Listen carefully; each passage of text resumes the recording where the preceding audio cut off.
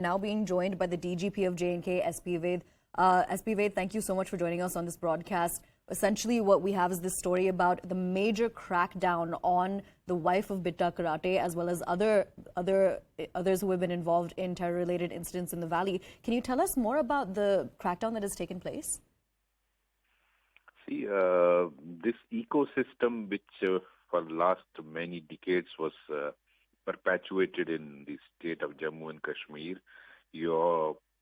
One member of the family is killing people, is a known terrorist, is working against the state, working against the country, and murderer of more than 25 Kashmiri Pandits. And the other member of the family is selected in an elite service, this Kashmir Administrative Service of Jammu and Kashmir, for which many young boys and girls aspire. And you draw all the perks and benefits from the same state, same country, same government. This is, I think, that this is what actually you need to break down this ecosystem. You had Syed Ali Shah Gilani working on behalf of Pakistan, destroying generations of youth, but his children working happily in gazetted posts, in all important assignments. His son was taken on the gazetted post without any interview or without any written test, for which privilege is not available to ordinary Kashmiris.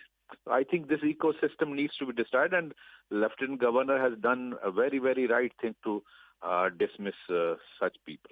Absolutely. Mr. Vaid, now I also have a follow-up question for you. Now, all of these people who the crackdown has been against, they're holding very high positions. You have somebody who's an assistant professor at Kashmir University. You have a scientist. You also have somebody who was a Kashmir administrative officer. Does this not now essentially dictate that a background check should be conducted on people who are holding similar positions in the valley? Absolutely. I have no doubt about it. In fact, that's what I have been repeatedly saying.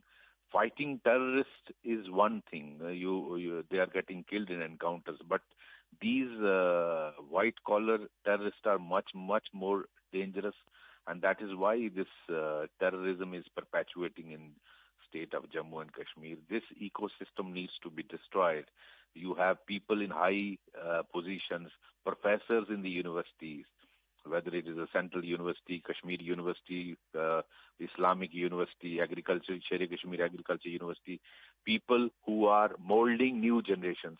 Imagine if such positions are occupied by people with separatist mentality, radical mentality. How will they influence future generations? And similar is the case of in many government departments, in high positions, in crucial assignments. There are people with such backgrounds.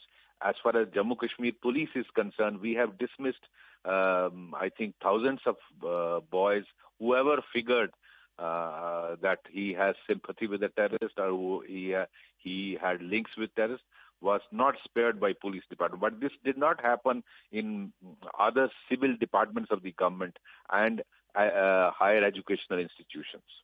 All right, Mr. SP Vaid, thank you so much for joining us and giving us a perspective on this entire crackdown that's being taken by the J&K government on the directions of Lieutenant Governor Manoj Sinha. Now I'm going to be crossing back over to my colleague Tejinder Singh Sodhi to give us more details. Tejinder, you were essentially telling us more about Bitta Karate and his activities as a terrorist, as a militant. Can you also give us details about Syed Salahuddin? You see, first, when I was